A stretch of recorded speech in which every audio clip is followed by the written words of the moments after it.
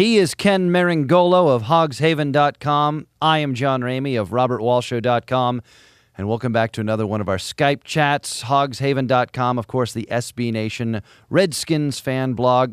Ken Meringolo joined us before the season began. And Ken, we thought it was a very good time to check in with you because the Redskins are 2-0. How has it happened? Oh, geez. I think part of it is we've caught some teams at the right time. Obviously, the Giants' defense was just battered when we got them in week 1. I still think we were dogs, and I was sitting in the stands up 28-14, shocked. I think that the Cardinals, they had us. They probably we really had no business winning the game with the turnovers we committed in the first half. But they left us around. We're like that. We're the team that we left in games for the last 6-7 years. Just dangerous enough to be, at the end, we can put points on the board at the end. It's the way we've lost a million games over the last 6-7 years. It's refreshing to see us win a close one. But 2-0. No, if anyone tells you they expected 2-0, they're lying to your face. Now, you guys have the 2 victories, 28-14 over New York and 22-21 over Arizona. Yep. In neither game have you received a 400-yard passing performance. In neither victory have you scored more than 28 points. Compared to the Tecmo Bowl-esque offensive numbers being put up around the league through the first 2 weeks, are you feeling like you're missing out on a party, or are you just happy to get the W's? I mean, we're just happy to be nominated. I can tell you this is Tecmo Bowl football for Washington Redskins fans. We average like 16 points a game, 275 yards of offense a game for years. Schottenheimer, Spurrier, Zorn, Gibbs. Even last year under Shanahan at times, we were just not getting it done. This is an offensive explosion for us. So, let Cam Newton get his 400 yards. Let Brady and Aaron Rodgers. They're going nuts. This is going nuts for us. So we consider ourselves lucky, and we're super psyched about it.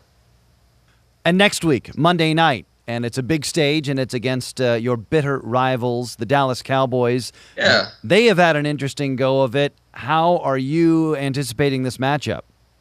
Once again, it looks like we're going to get a team that's going to be missing some guys.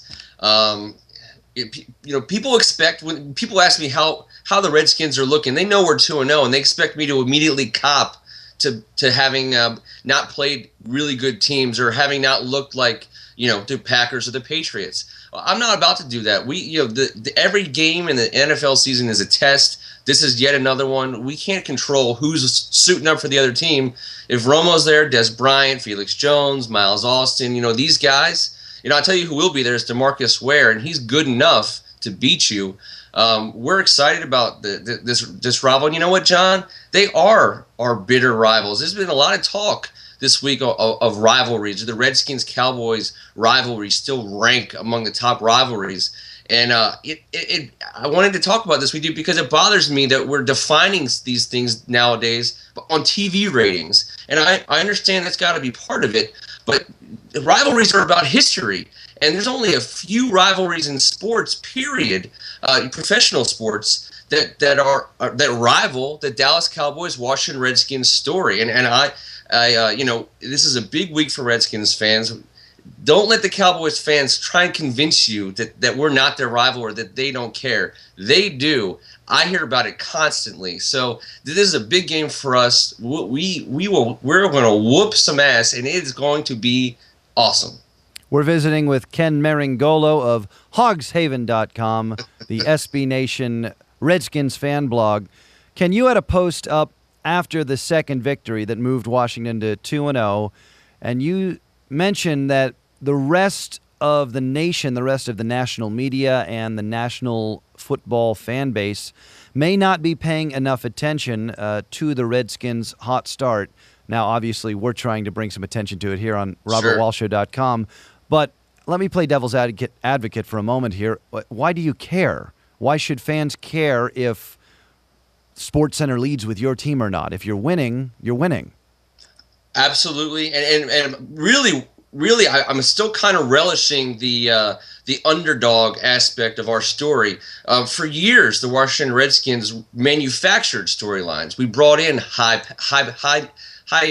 cost names, big players with big paychecks, and we were always putting these storylines together in the offseason and force feeding them to fans, and consequently, those did make the ESPN Sports Center previews, and they were the top stories.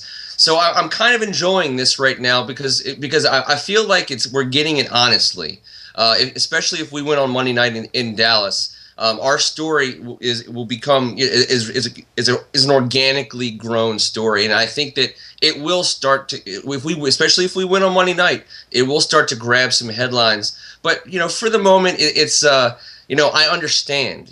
We've built our team up so much, nationally over the last decade under Dan Snyder, and we have nothing to show for it. It's been a complete head fake. It's been crying wolf year in, year out.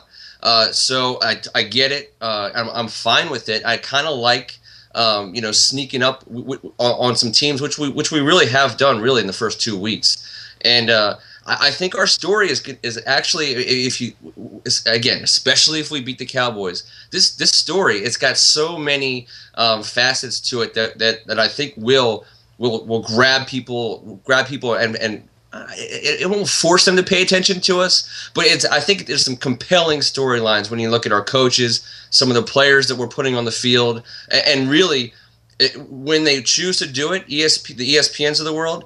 There's going to be some real stark contrast to the way we're doing it this year versus the way we've done it in the past, and that's just a hell of a story in and of itself.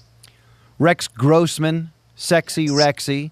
That's right. 2 starts, nearly 600 yards, 4 touchdowns, 2 interceptions. What is his grade through 2 weeks? I'm gonna be a little bit of a hard grader. I'm gonna say I'm gonna go with a B/B minus.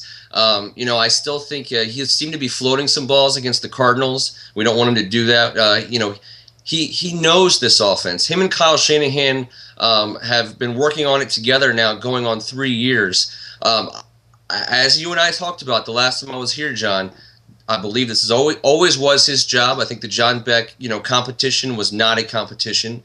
I think Rex has been, ready, being groomed, for the last year and a half to do what he's doing right now. He's not winning games for us. He's not losing games for us. We're not winning in spite of him. And, he had a bad fumble and some bad turnovers against the Cardinals.